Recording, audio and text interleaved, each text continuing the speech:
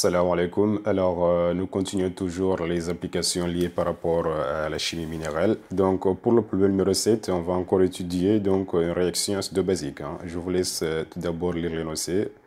On va se retrouver dans quelques secondes pour la résolution.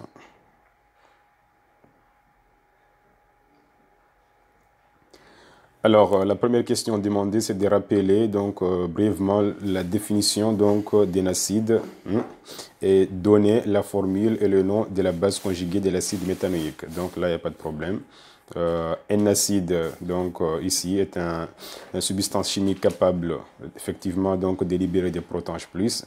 Contrairement donc à la base ici, donc une espèce chimique capable ici de capter des protons. Alors ici, la base conjuguée de l'acide méthanoïque ici est de formuler donc HCO-. Lorsque nous avons l'acide ici qui est HCOH, pour avoir la base conjuguée, donc ici il suffit juste d'enlever H et marquer ici donc moins, donc -1. Donc vous avez ici HCO-, qui est le l'ion méthanoate.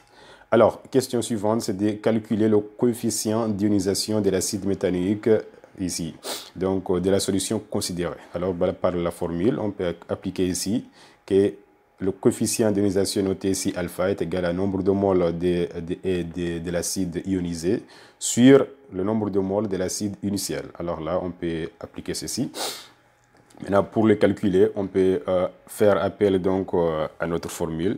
Maintenant, sachant que nous avons donc une solution ayant donc un volume donc nominal, on peut maintenant appliquer, sachant que nombre de moles de l'acide ionisé, le volume reste constant, il n'y a pas de variation de volume. Alors on aura que nombre de moles, c'est la concentration donc de l'acide fois le volume, sur la concentration donc de l'acide initial fois le volume. On peut simplifier le volume puisqu'il n'y a pas de variation donc de volume à travers le mélange.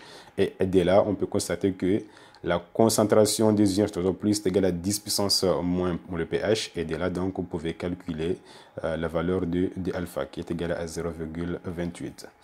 Alors maintenant, ce que nous a demandé cette fois-ci, c'est peut-on qualifier l'acide méthanoïque d'acide faible justifié. Maintenant, à partir de là, il faut faire une comparaison.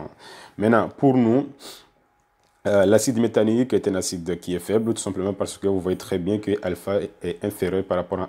Le cas où alpha est supérieur par rapport à 1, nous avons affaire à un acide qui est fort. Voilà. Maintenant, là, on peut passer donc à la troisième question. Alors ici, on nous demande d'écrire la réaction de l'équation bilan de la réaction entre A et B. Donc, à partir de là, il faut bien voir que nous avons affaire avec un acide faible avec une base forte. Là, on peut maintenant voir l'équation suivante. Vous avez l'acide ici, c'est l'acide méthanoïque HCOH, plus la base forte ici, c'est nos ions donc OH- qui vont réagir. Là, on aura donc plus OH- qui va donner donc HCO- qui est ici l'ion méthanoate plus de l'eau. Alors, quatrième question, nous demande de donner la nature du mélange obtenu. Donc là, qu'est-ce que nous avons à faire?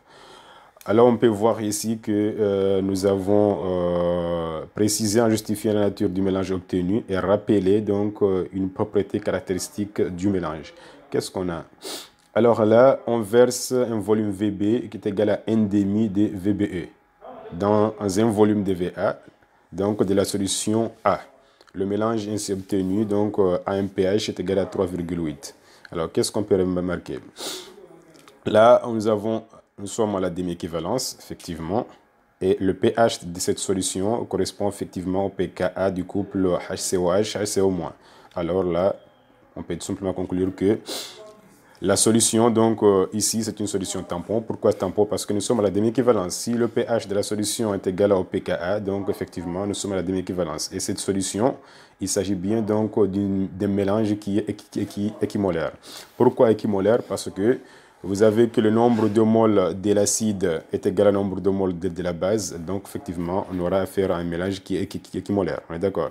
Maintenant, la question demandée, cette fois-ci, c'est donnée en justifiant donc à l'appui la valeur du pKa du couple acide-base associé à l'acide méthanoïque. Donc là, il n'y a pas de problème. On peut directement donc maintenant évaluer le pKa du couple qui est égal ici à 3,8 puisque à la demi-équivalence, le pH correspond donc au pKa du couple. Et là, on peut tirer donc que le pKa du couple HCO est égal à ici à 3,8, correspondant au pH donc de la solution à la demi-équivalence. Maintenant, ce qu'on peut demander cette fois-ci de faire, c'est de calculer.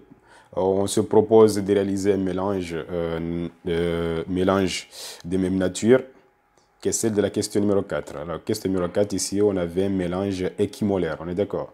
Le mélange équimolaire, cela signifie que le nombre de moles de l'acide égale le nombre de moles de la base à l'équivalence. Donc, à partir de là, à l'aide d'une solution S1 d'acide méthanoïque de concentration C1 est égale à 2 fois 10 puissance moins 3 moles, et d'une solution S2 de méthanoate de sodium de concentration C2 égale à 3 fois 10 puissance moins 3 moles par litre.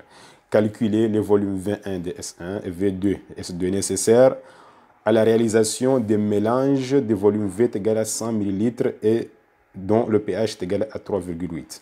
Alors vous voyez très bien que à ce moment-là, nous sommes face à un mélange équimolaire. Donc pour avoir donc les volumes V1, V2, donc il faut bien voir que après le mélange, dans le mélange, qu'est-ce qu'on va voir?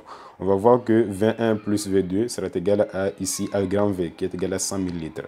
Donc on va utiliser donc l'équation donc équimolaire qui se traduit de cette façon.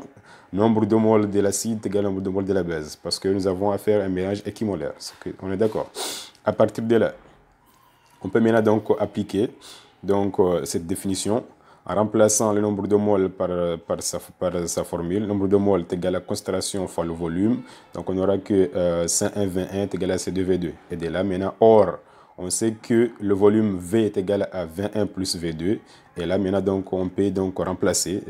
On peut remplacer V1 en tirant ici, donc V1 est égal à V2, on peut tirer V2, hein. Bien, vous pouvez tirer V1 ou V2, à vous de voir ce que vous voulez faire. Maintenant, si on tire par exemple V2, V2 sera égal à grand V moins V1. Là, je garde ici, j'aurai C1V1, le facteur est égal à C2, facteur de grand V moins V1. Donc, en tirant V2, vous aurez que V2 sera égal à V moins V1. Vous remplacez V2 par cette expression. Là, vous aurez ici V1 est égal à C2 sur C1 plus C2 fois V. Et à partir de là, maintenant, vous pouvez tirer donc la valeur de V1. Vous faire les calculs. Vous trouvez une valeur de 60 ml. Maintenant, connaissant V1, vous pouvez effectivement tirer V2. Sachant que V2 est égal à grand V moins V1. Grand V est égal à 100. 100 moins 60 vous donne ici donc 40 millilitres. Et voilà donc ce qu'on pourrait dire donc voilà sur cet exercice-là. Et là, vous pouvez donc effectivement donc télécharger la version numérique donc dans la barre de description. Et si vous avez des questions relatives par rapport à la méthodologie utilisée, vous pouvez les mentionner donc ou les préciser dans la barre des commentaires. Sur ça, je vous remercie et à la prochaine.